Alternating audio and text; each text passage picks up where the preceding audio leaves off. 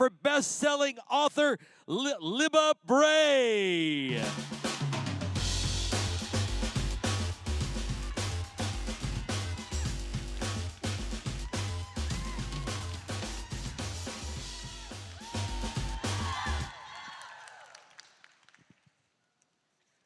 Thank you.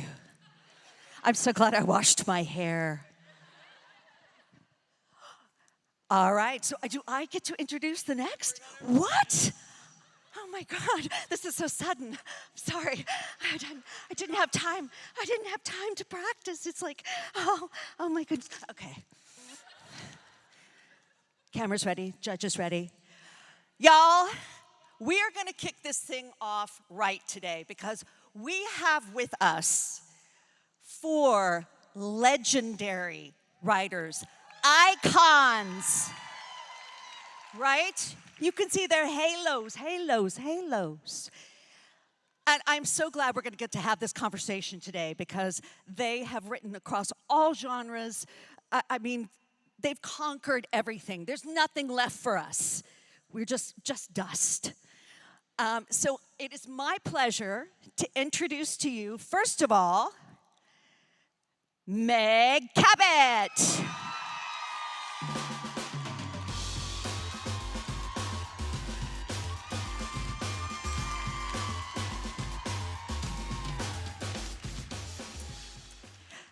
Meg Cabot, in case you don't know, and if you don't, just pretend you do because I'm embarrassed for you. Meg Cabot, her many books for both adult and teens have included numerous #1 New York Times bestsellers. That was numerous. With more than 25 million copies sold worldwide.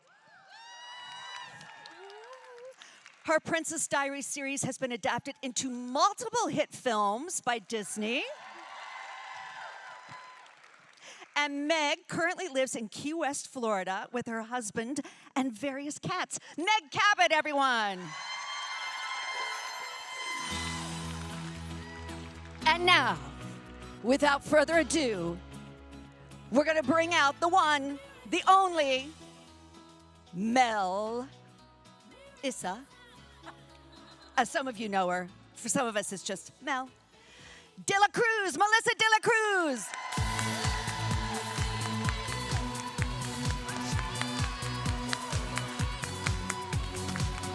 Yay. Hello, gorgeous. Well, let me tell you a little bit about Mel Issa De La Cruz. She is the #1 New York Times, USA Today, Wall Street Journal, Los Angeles Times, and Publishers Weekly. She covers it all. Internationally best-selling author of many critically acclaimed books for readers of all ages, including the Blue Blood series, The Queen's Secret Duet, Disney's Descendants, and the Summer on East End series. Her books have sold over 8 million copies, and the Witches of East End series became an hour-long television drama on the Lifetime network. And her new book, which I'm sure she'll talk about, is Sibylline. Melissa De La Cruz.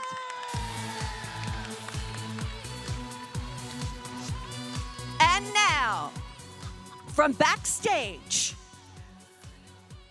but really from everywhere, she is everywhere, Kami Garcia.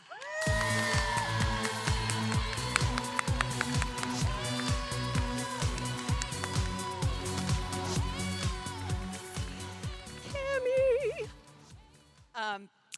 Well, let me tell you a little about Kami. Kami, baby. Sugar. Love, love. Kami Garcia is a #1 New York Times, USA Today, and internationally best-selling author and comic book writer.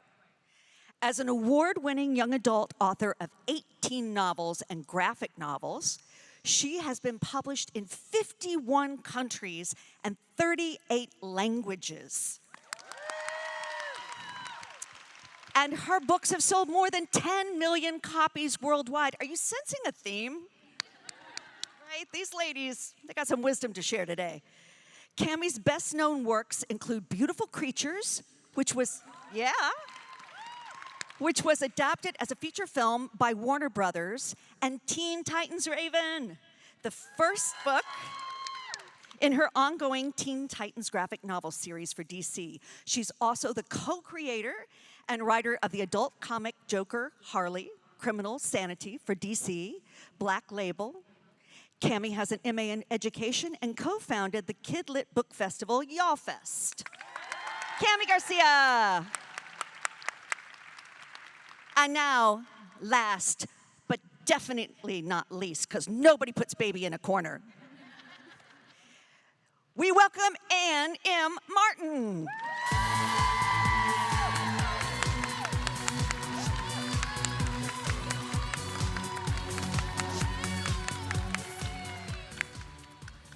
Yes, the iconic Ann Martin is the creator of the Babysitters Club,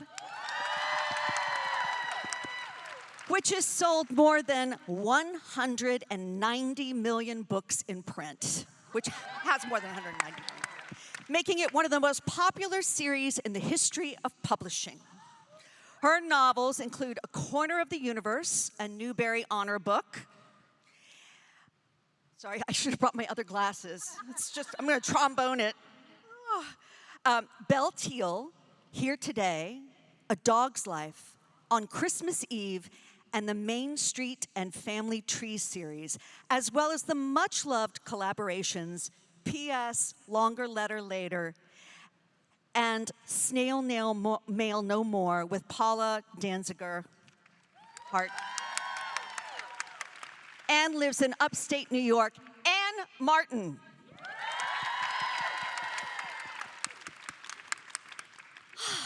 And we are also going to have a little time for Q&A at the end. I'm sure you're going to want that.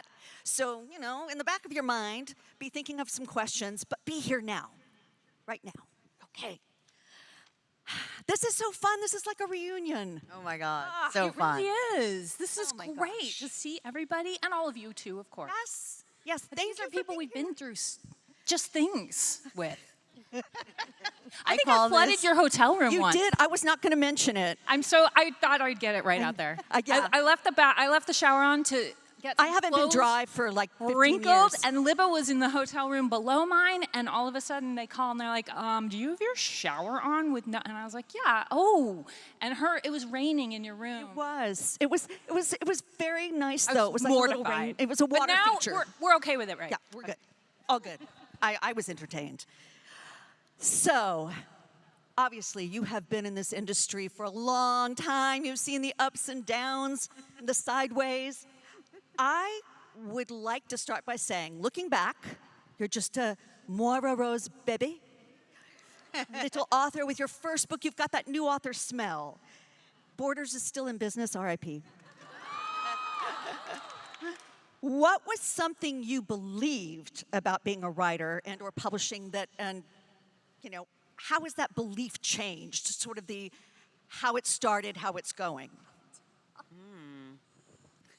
Who remembers when Borders was open? I do. This is the icons only panel, by the way. This is what I'm calling this panel. So.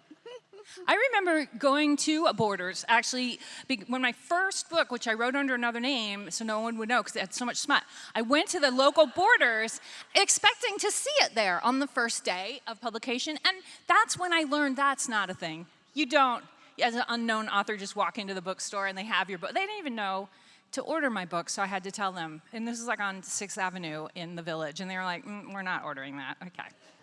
Don't tell Mel that doesn't happen for the rest of us. Just keep it. I think I expected that by now in my career, I would really love drafting novels. And I feel the exact same way about drafting prose novels. The caveat is when I'm writing alone. I love it when I have a writing partner, but when I'm writing by myself, I hate writing the first draft with like a fiery passion. And I hate it exactly the same amount now as I did on like my first solo book. And I thought, like, over time, I'm gonna get better at it, I'm gonna get the hang of it, and it's gonna be great. And that is not the case. Scripts are different in comics, but when I have to write a novel by myself, it's so like lonely and isolating, and I'm like just there with my inner critic, and I hate it. I love it once it's done and I get to revise it, but I don't like the first draft. Yeah, I think we thought it would be easy, or at least I did, you know? That it would get easier, but every new novel is the same hard task, you know, where you don't know really Yeah, where exactly. to begin. I think I went into the publication of my first book not really having any expectations whatsoever. I didn't know what to expect. I'd worked in publishing for a couple of years. Before that, I was a teacher. And so everything that happened was great. And I was pleasantly surprised, and that seems to have been how it's been throughout my career. This is the 40th anniversary of the publication of the first Babysitters Club book, and and I'm just as pleased and surprised by everything that's happening this year as I was when my very first book was being published. That is beautiful and hopeful. Yes. Oh, thank you so much. It's really funny, like hearing those things, you know, and thinking about, yeah, what you first believe, and then like, oh. But now all we know is that Kami, everyone's going to come over to your house so you don't feel lonely while you I write. need everyone to come to my house. I would hate it less if everyone comes over. You have also all worked in different genres and different mediums. You've written across age ranges. So what is it about diversifying your portfolio that appeals to you? And was there like a pivot point that inspired a change? And do you think it's important for career longevity? ADD. That's literally it. It's just, you can't, I know all these people, well, I don't know about Anne, but I know you guys. We're all ADD, and we found the perfect job. Well, maybe being an ER, if you guys watch The Pit, I think all those people have ADD too. They love it because it's different every day. And that's what we love, I think, about writing. It's different every day. So I think that's something that people with our neurodivergence enjoy. Yeah, I think I work on lots of different books because I like to procrastinate on them. So I only work on the book that's not due. So whatever book is not due, I work on that because there's no stress. But then, you know, the other book that's on deadline, it's like, ooh, that's too scary. I call that the side piece novel. Yeah. I think mine is like a little more of a downer. I mean, I'm starting to feel like I'm the downer in general. Like, but I wrote only YA, and then about 9 years ago, I wrote a book called Broken Beautiful Hearts that was inspired by relationship violence that I experienced in high school. And because I can talk about it really easily, I thought that would be an easy book to write. And it was horrible. I mean, I'm glad I did it because it's helped people, but it was the worst experience. And when I was done, my agent's like, what are you gonna write? And I was like, nothing. She's like, no, you can write adult. I was like, I don't want to write anything. And like my husband was worried I was going to quit writing, and my friend Danielle Page, who wrote Dorothy Must Die, called me and said, DC wants to talk to you about writing graphic novels. And I was like, I don't feel like doing that. And she dragged me to the San Diego Comic-Con lunch with them. And basically that is how I pivoted, because they made it seem fun, and I didn't feel like writing was fun anymore. And I started writing Titans, which, you know, if you're a fan, is like the most fun thing ever.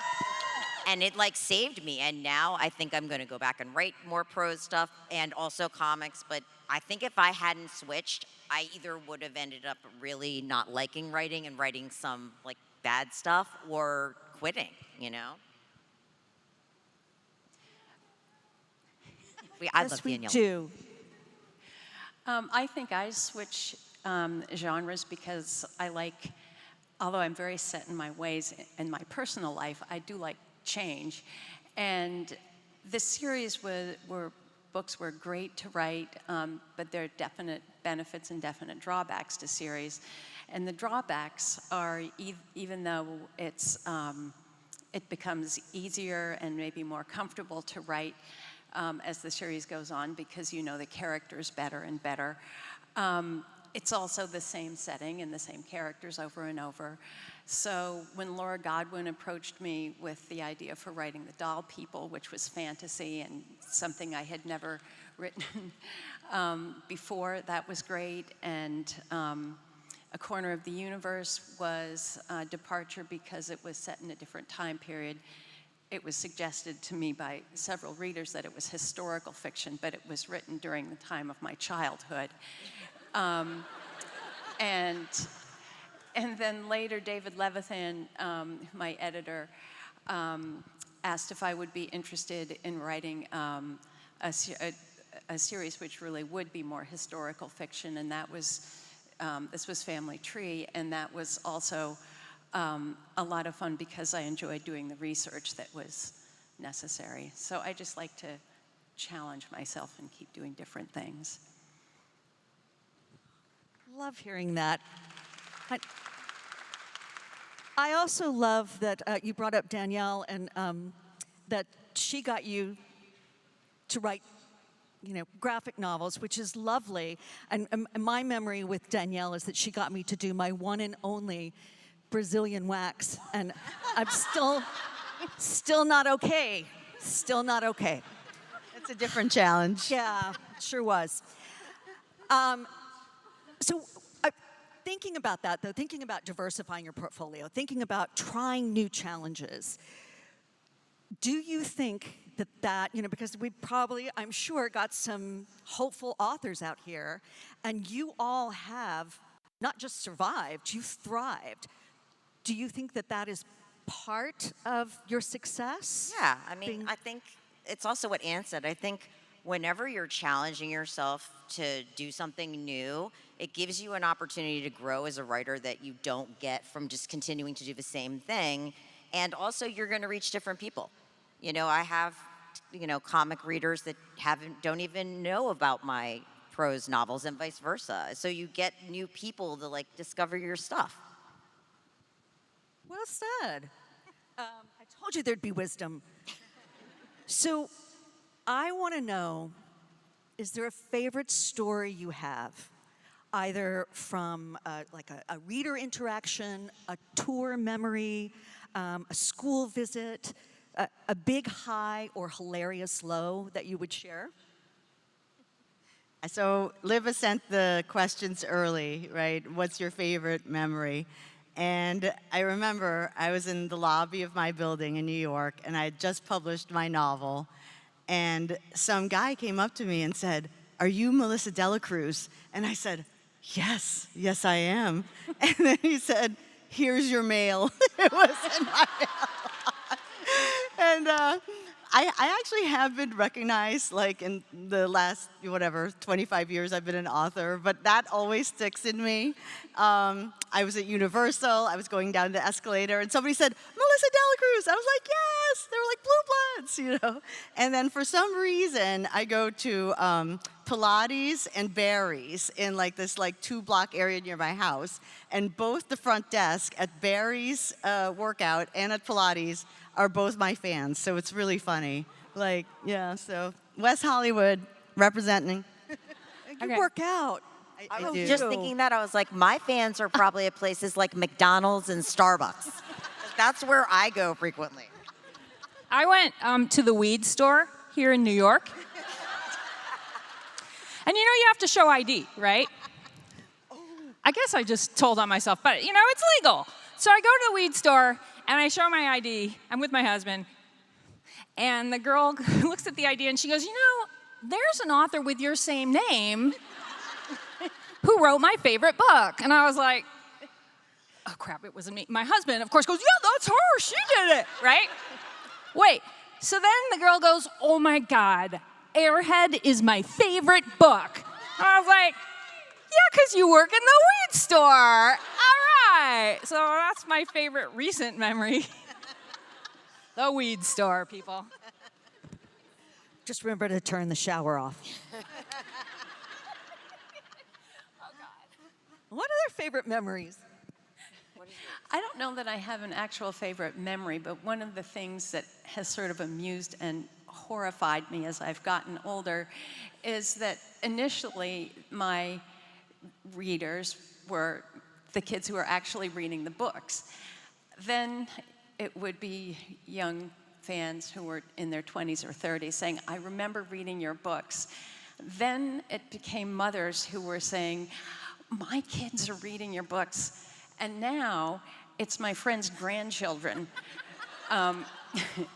And just as a point of reference, the family in the Babysitters Club, the Perkins family, who was a real family, Mariah, Gabby, and Laura are all in their 40s, and Mariah's approaching her 50s, and they all have daughters who read the books now.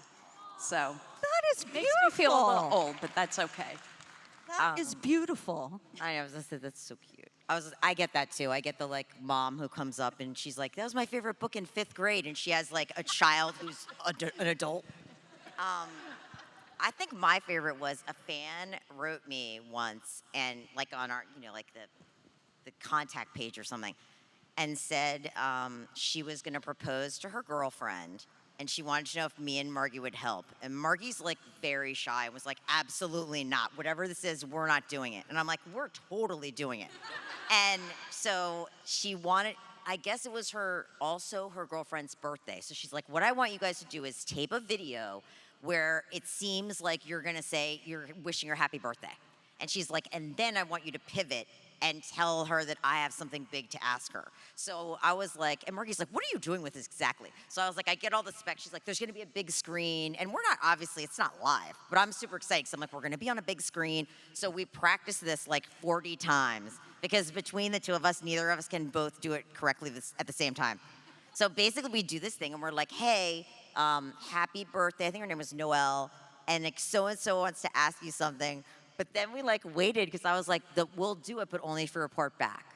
And I think like nowadays she could have probably taped it for us, but this was like a long time ago. She probably had tech skills like us. But I was like so excited that we were gonna, so I tell everyone, we proposed to someone, and she's like, Margie's like, that sounds wrong. Like, but we did, and I thought it was so cute that she wanted us to like help her do it. I love this. This is why book people are the best people. Indeed. I will say that the only time that I was ever recognized on the street, I was in a full cow costume with udders for a video, and someone was like, are you Libba Bray? And I wasn't quite sure what to think about that. At least they didn't ask Could for milk. only be you, Libba. So, speaking of interaction, how has the rise of social media affected your career and your relationship with your readers? I mean, I hate making the videos, right? So, so you get like an email from your publisher saying, we're doing a social media seminar, please RSVP, please be there. Nope. And they were like, Mel, we taped it, you can watch it. Nope. Because I'm so old, I remember when all you had to do was write the book, right? But now we have to make the videos. So I said, what am I gonna do? Okay, I'm gonna do unboxing videos. So I'm gonna unbox Labubus. So, so I unboxed Labubus, it's really fun. And then I was on Good Morning America, and they gifted me a Labubu. So thank you. So that's my social media story. I hate doing it too. I mean, I love interacting with my fans like in real life, but I really hate watching myself on video is the worst. So people are like, why aren't you ever on your TikTok? I'm like, that's not gonna happen. Like I go on TikTok to find recipes. There's no way I'm posting videos of myself. But I feel like overall, like my fans have been like pretty good to me. Comics is notoriously rough. They can be really mean. But what I realized pretty quickly is most of the ones who are mean are like middle-aged straight white men who are not used to you talking back to them. So when I'm like, oh, Rick, it's so interesting that you say that, you misogynistic pig. I don't say that. But I do say, oh, Rick, it's so interesting that you think everyone in comics should be white. Like, what does your work think about that? And then it's like, Rick doesn't talk to me anymore. So, I mean, I try to just like stay in my lane and do what I mostly know how to do, which is like post graphics. And once in a while I post like, the publisher writes you and says like, will you introduce your new book, or can you tell everyone what it's about, and I have to tape it 40 times to say 3 things?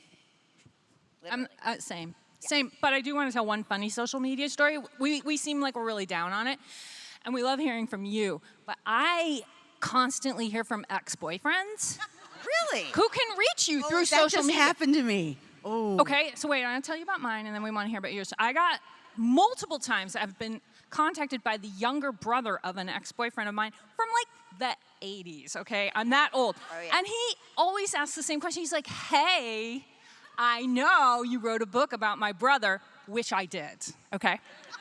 'Cause he's such a jerk. But he thinks that the book that I wrote about his brother is Educating Caroline, which is about a really hot guy who's super nice and everybody wants to date him. But the book that I actually wrote about his brother is called Queen. It's called Queen of Babel, where the guy is absolutely the worst. He's the. I'm like, that's the conundrum. Do you write back and say, yes, I did write about your brother, and I wrote the worst character I could possibly think of because that's how your brother is, or do you just let it go? And I don't know. I let it go because I'm just like, I don't want to I get in couldn't contact. remember him. Like he. He. Not that I had so many ex-boyfriends, but like, you know, this guy slid into my DMs and he was like, "Hey, you know, your kid's going to the same college my kid's going." And I was like, "Oh, nice, hi." And he was like, "Hey, you wrote about me," and I was like. And I literally was like, which one did I write about? It's like, Carl? You know? He's like, no. I don't know. And then, like, I didn't block him, but I stopped responding because he wanted to, like, meet up at homecoming. And I was like, yeah, no.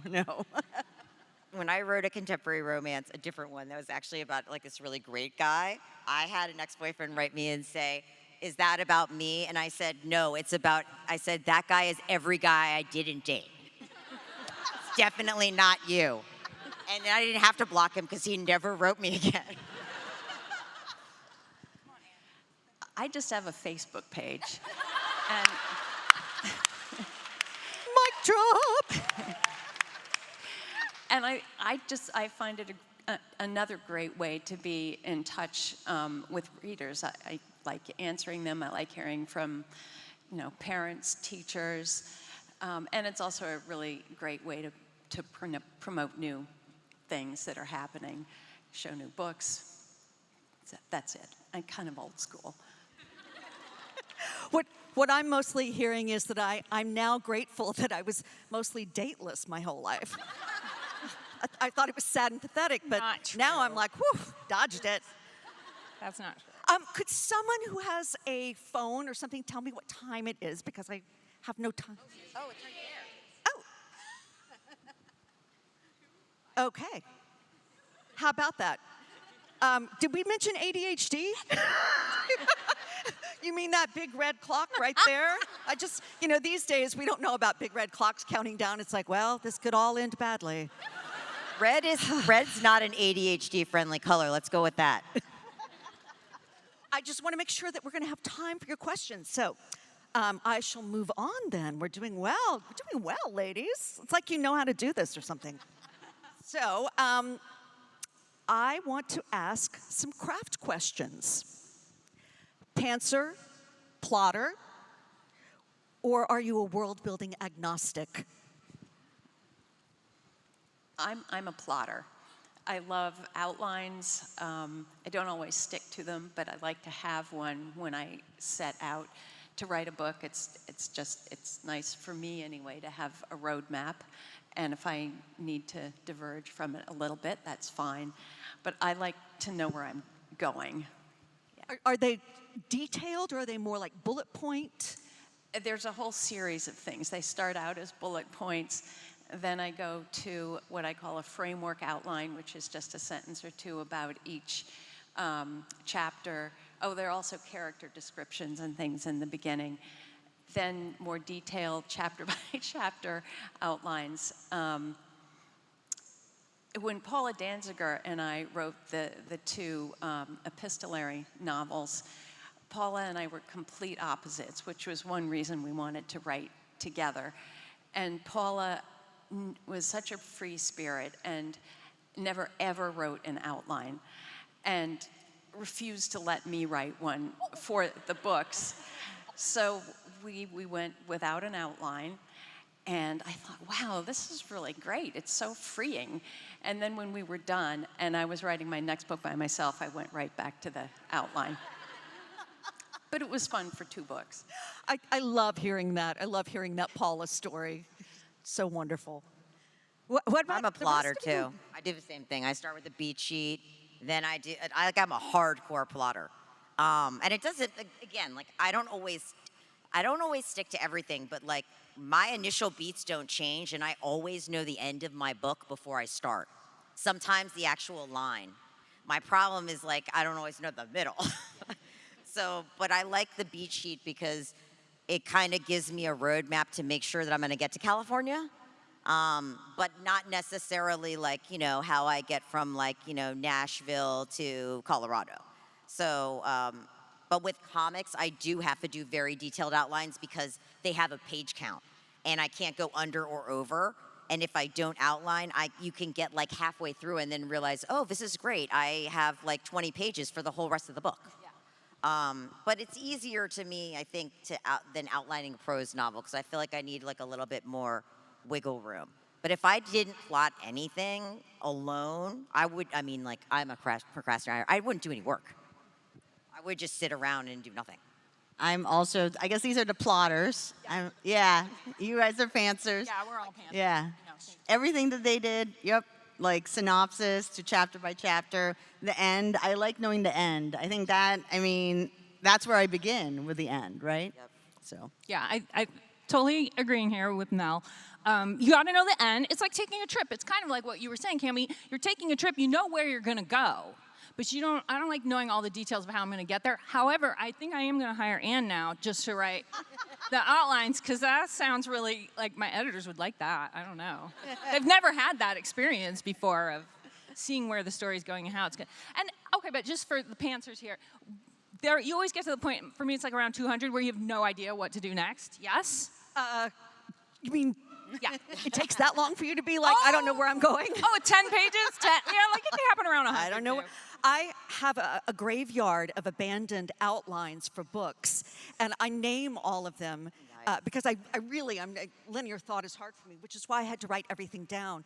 And I remember I'd gotten up to abandoned outline number 15, which I had called Help Me Baby Jesus.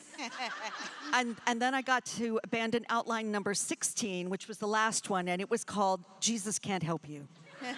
So I'm a pantser. I wish I could be a plotter. I will say though, Mel and I both write a lot of IP, and when you write IP, even if like they want you and they come to you and they want you to do the gig, they want to know what it's going to be about. So they'll make you write, even if it's not a full outline, like a couple paragraphs, like a description. So it's a lot harder if you're going to write in, Star Wars or Descendants or DC to like go in there and just be like, trust me, I'm just going to do my thing. Like they want to kind of to feel like you know what you're going to do. I'm sincerely envious of your abilities because And yet I my don't dream is always to sell a book on a napkin, Like I write one line and they're like, genius, we're buying it. All right, I have a few more questions. We're going to do a lightning round, and then we're going to do your questions. So just be thinking of them. If you could go back to the start of your career, what advice would you give yourself? And what nugget of advice, in a word or three, would you give to writers coming up today? I mean, for me, it's don't quit. And I feel like I did maybe go back through time and tell myself not to quit. I don't know why I didn't quit, because I got so many rejections. And I think that it's really important if you love something to just keep doing it, no matter what anybody says, because if you love it, you're going to make it work. And even if you can't make it work professionally, you're going to enjoy yourself. So just keep doing it. And I guess I did go back through time and tell myself that, because it was like 4 years of a rejection every day, and I didn't quit because I loved it. And also my husband was like, I love golf, and I'm terrible at it, but I'm not going to quit because I love playing golf. And I was like, oh, it's just like writing.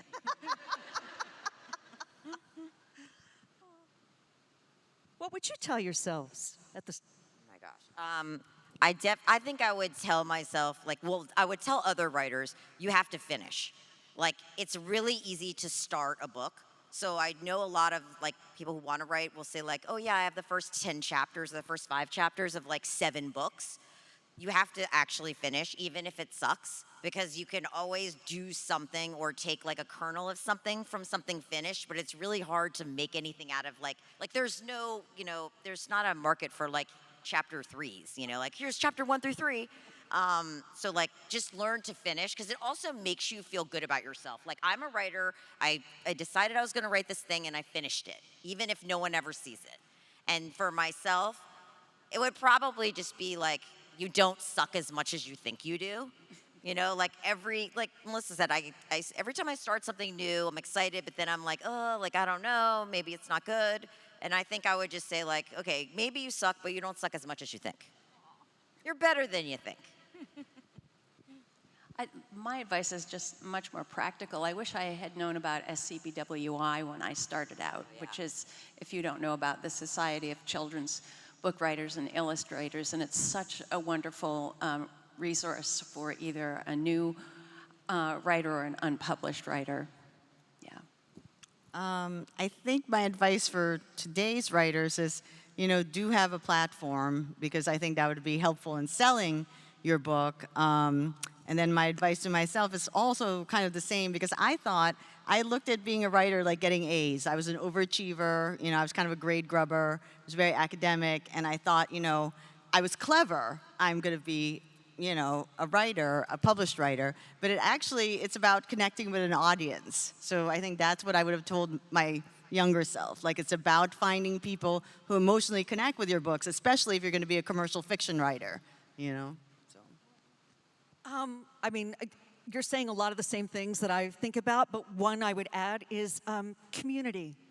Have a community, because it is lonely to sit there and write, and you need each other to tell you things like don't quit, and to say no, it's going to be okay, or I'm sorry you got a sucky rejection letter. Let's go have ice cream.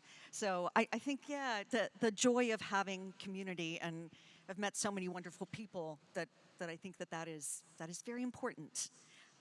Okay, we're getting close. I have, thank you, everyone. I want to know about dream projects. Do you have like some pie in the sky dream project that would take you out of your comfort zone, something you really want to do? And what is it?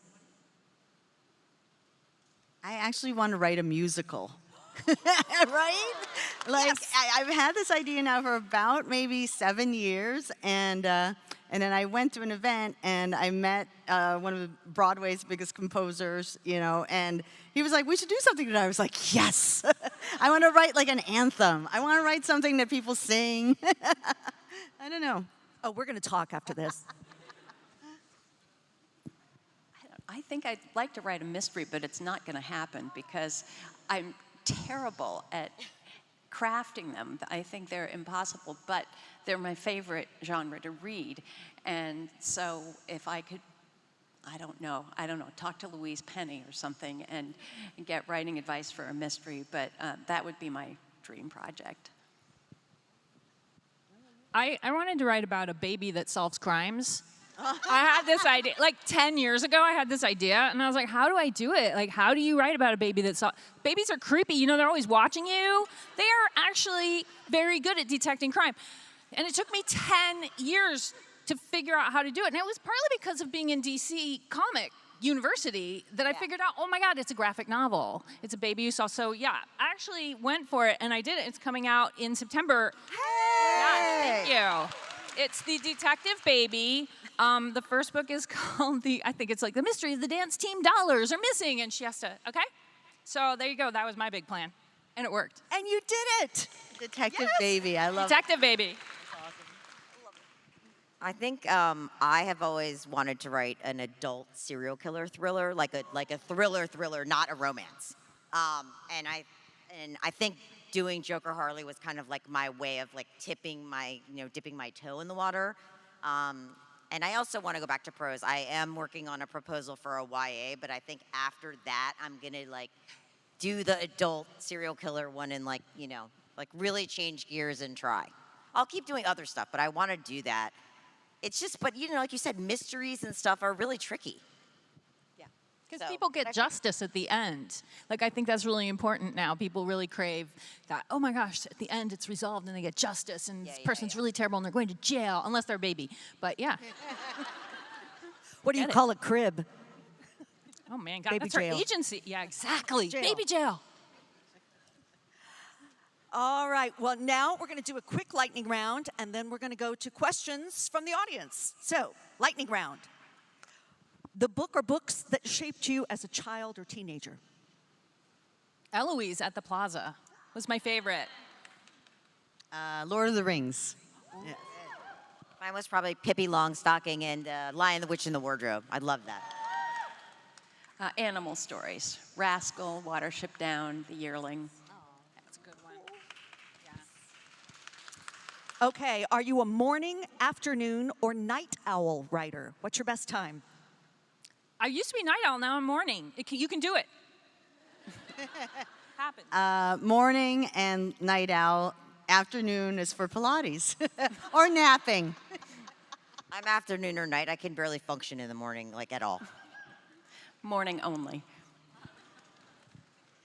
Okay, where is your favorite place to write? Bed. My office, sadly. I have like a chair with like a footstool that's like kind of the equivalent of writing in bed. Also my office. What is a book you wish you had written? Eloise at the Plaza. The Witching Hour, that's my favorite book. I used to say The Hunger Games, but now I'll say Fourth Wing. The Lion, the Witch, and the Wardrobe. Yeah. What is a song title that sums up your writing life? Another Brick in the Wall. What was Paperback David writer. Bowie, Under Pressure? What was it? Paperback writer. Oh, yeah, there you go. Under Pressure. Yeah. I'm going to take all those. I'm taking all those. Okay, all of those. And last but not least, since you are the absolute OGs, henceforth, what is your new OG nickname? Drop it like it's hot. I've got Anne. Yeah, Meg made up one Anne and for me. okay, so Anne is the Queen Mother. Okay. And I'm itty bitty princess. I mean, Mel DLC. I already have it. I mean, Power Napper comes to mind. Like, that's really my secret power is napping. Mine is LL Cool Bray. This was such a wonderful conversation. You are all so amazing and inspiring and lovely humans to boot. And so now I want to turn it to y'all. I'm sure you have questions that you would like to ask, and I'm sure they would be happy to answer. Do we You have have to like, be a really mic loud out because I there? forgot my hearing aid. You know what? I'll tell you what. I'll stand over here, and you can come and speak into the mic so everyone can hear you. Don't let me fall off the stage. Don't fall, Libba. Hi. On the theme of musicals, I'm a big Broadway fan, and I know at Comic-Con they announced that there was potentially a Babysitters Club musical coming, and I wanted to know what the status of that was, and if any of the other authors have thought about some of like Princess Diaries being a musical or something like that. Excellent question. Thank you. It's still early days, but it is slated for next year. Wow. And I honestly don't know anything more than that because it really is early days, but it is going to happen. The Queen Mother has spoken. Queen. What about the rest of you? I'm going to hire Melissa to write the Princess Oh Diaries my God, musical. yes. Oh my We're all God. hiring I'm in. Melissa We to need write it. musicals for No, us. I'm in. They are working on it, but right now they're working on the figuring out who to pay, I guess. I don't know. It's not me. No one has offered to make any of my books into musicals, so now I'm feeling bad about it. I've actually been working on a musical for the past few years. I'm Not glad. based on anything of mine, but an original. So we will talk. Oh my goodness. What about anyone else have a question? Come on up. Oh, yay, thank you. Oh, sorry. She's really afraid I'm Hi, going to Meg. fall off the It's stage, Nevada. which is a well-founded fear. Hi, Meg. So I just wanted to ask each of you if you're willing to share any 2027 projects you might have coming out. This is actually for Meg mostly because I know her 2026 projects. Because what? It's upcoming. I know Meg's 2026 projects, but I was hoping she would share her 2027 projects, but I would love to hear everyone else's as well. Yeah, so we know there's a baby detective coming. There's a Princess Diaries graphic novel coming in June, the end of June. And then an adult novel. I don't know how they all ended up at the same time, but yeah, an adult novel about witches. And then more baby detectives and some surprises, but not a musical, sadly. I have kind of like a Taylor Swift coded Daisy Jones and the Six book coming out called "This Song Is About Me." So Is this adult or YA? it's adult. It's adult. And then I have a YA book coming out in June called Kingdom of Waves, which is about thieves in a drowned world, and it's about colonialism and inspired by Philippine history and the Atlantis myth. So. The last book in Teen Titans Together, comes out on August 4th. And Gabriel is coming, and we're going to go on tour for it. I don't know where yet, but we're going to go on tour. I have, I want to say it's 27 maybe. I have a original with Harper Alley. Sweeney Boo is the artist. It is called High School Bites. It's about a girl in high school who's a vampire.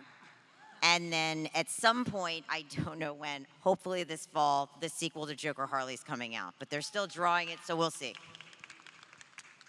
In celebration of the 40th year, there are 2 new projects coming out. In July is Babysitters Club Fan Edition, which will be written by me and by several other fans of the Babysitters Club.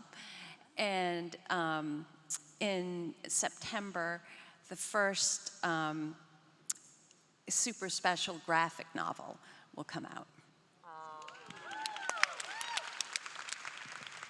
I have a book that's about some kids in a small Texas town who take over a radio station called Radio Free Texas that comes out in October. And it's kind of like Friday Night Lights meets Almost Famous.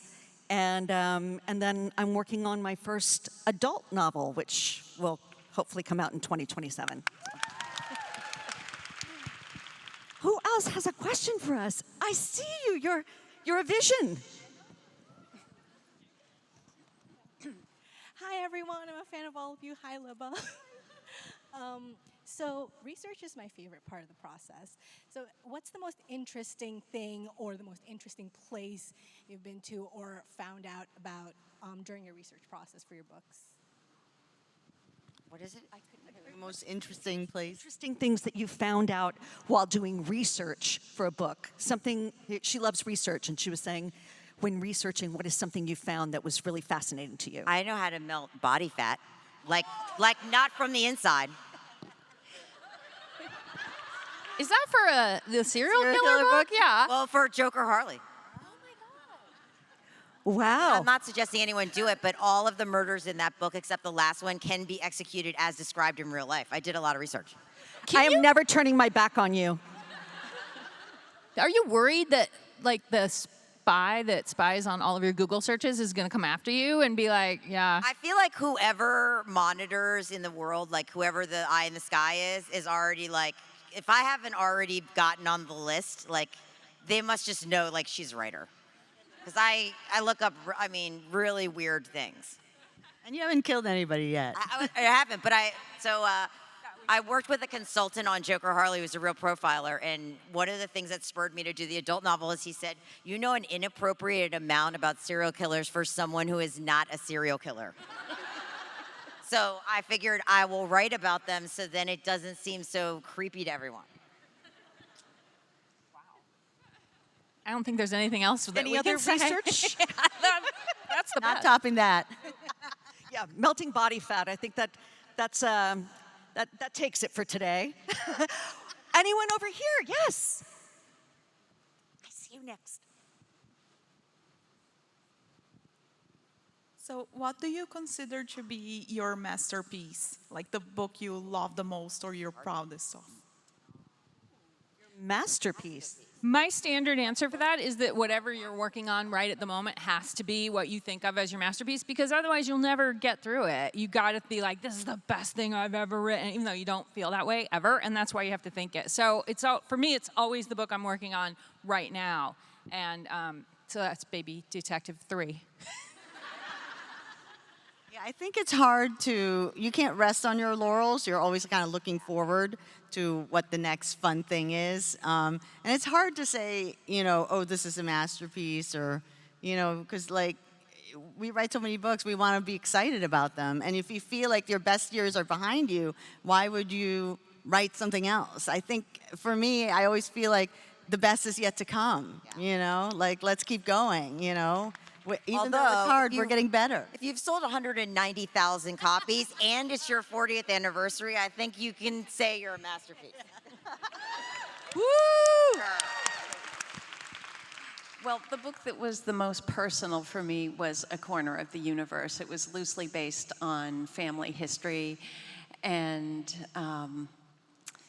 it was the most personal, and most meaningful. What about you, Libba? What's your masterpiece? Exactly, it is to come. But I think that I always feel the same way. It's whenever I write one sentence that feels true, that's always a moment that I think, okay, I can rest, but for the moment.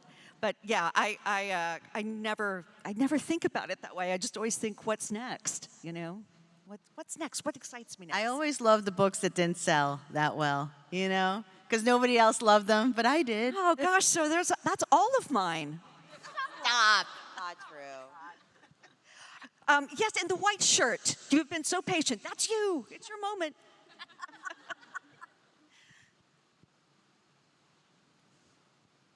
Also, these are great questions, y'all. It makes me really sad that you say your books aren't bestsellers, because A Great and Terrible Beauties stayed with me like from a young age reading. So it's.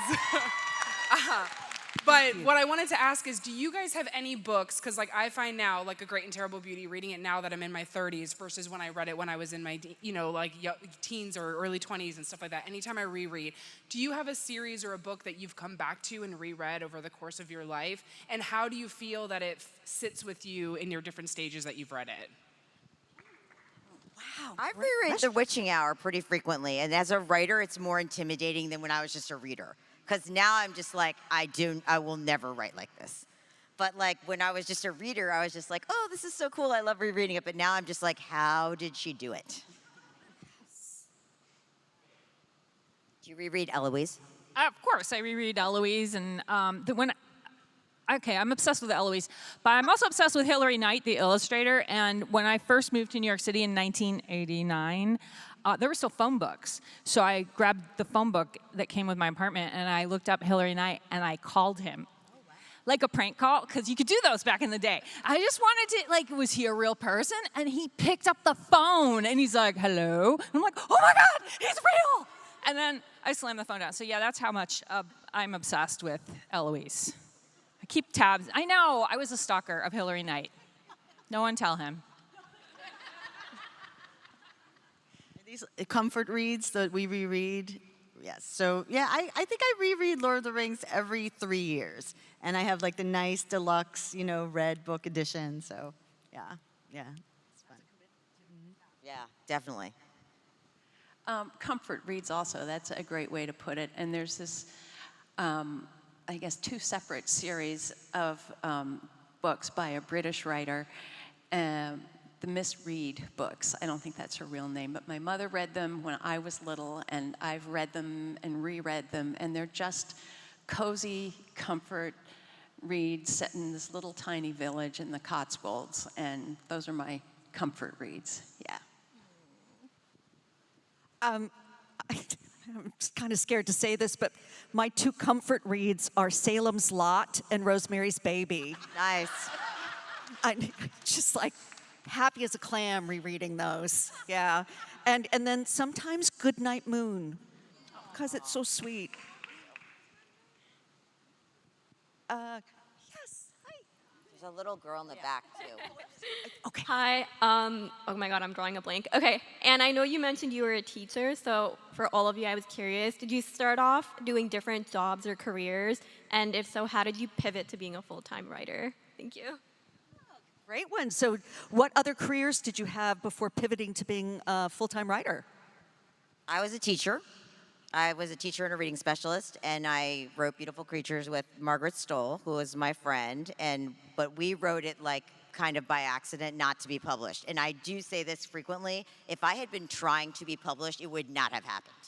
Like, I'm the kind of person that could only have done something like that by accident, because I think I would have been so like intimidated and like constantly worrying so much that I wouldn't have actually written anything good.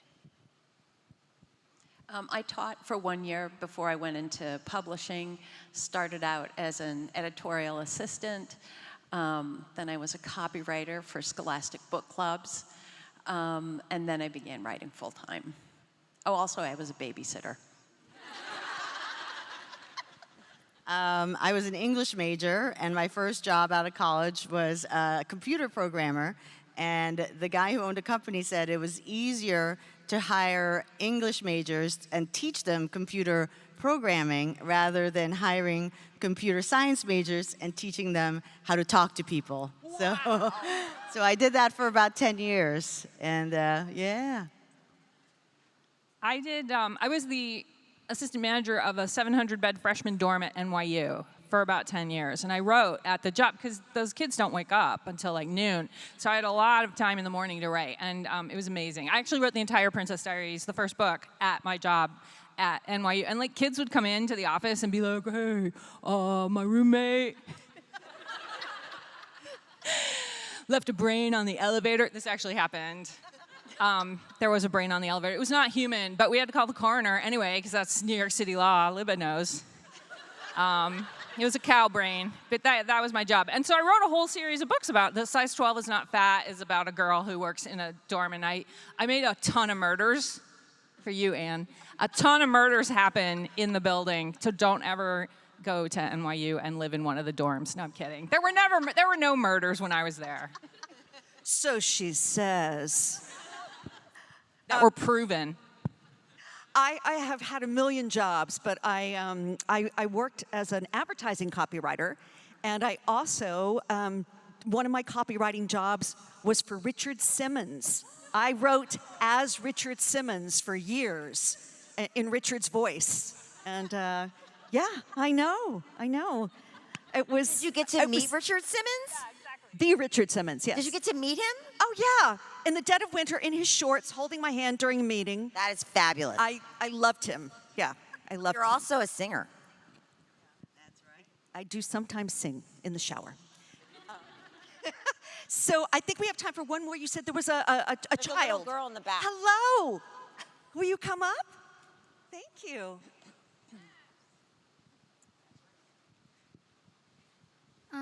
So would you ever base any of the characters that you wrote, like people you met in real life? Yeah, so have you ever based characters on people you know in real life? I mean, we hear about ex-boyfriends. So in Beautiful Creatures, the editors would say how creative we were and how me and Margie were geniuses because all the side characters were so fantastic, like the aunts, these 3 crazy sisters who live together. They're all members of our family. All the side characters, the postman who opened everyone's mail was Margie's grandfather. The aunts were my great aunts, and everyone in my family, even if they're not in the series, they find someone they think is them. Oh and then, my mom tells everyone Ridley was based on her as a teen because she was so hot. And that is not true, but she's not here and we'll never know that, so, Anyone else? So when I was writing the Never After series, my daughter was in 6th grade, and our elementary school principal was awful. So yeah, she's the troll in that series. Oh, I've done that too. Yeah. Go ahead. In the Babysitters Club, Marianne is based on me, and Christy is based on my best friend Beth when we were growing up, she was always the loud one with the big ideas, and I was always the shy one who followed along. And in the doll people, Annabelle, of course, the shy doll, is based on me, and Tiffany was based on Laura Godwin, who was my co-author. I already told you about my ex-boyfriend. I did write about my best friend in the Princess Diaries. Actually, you just reminded me.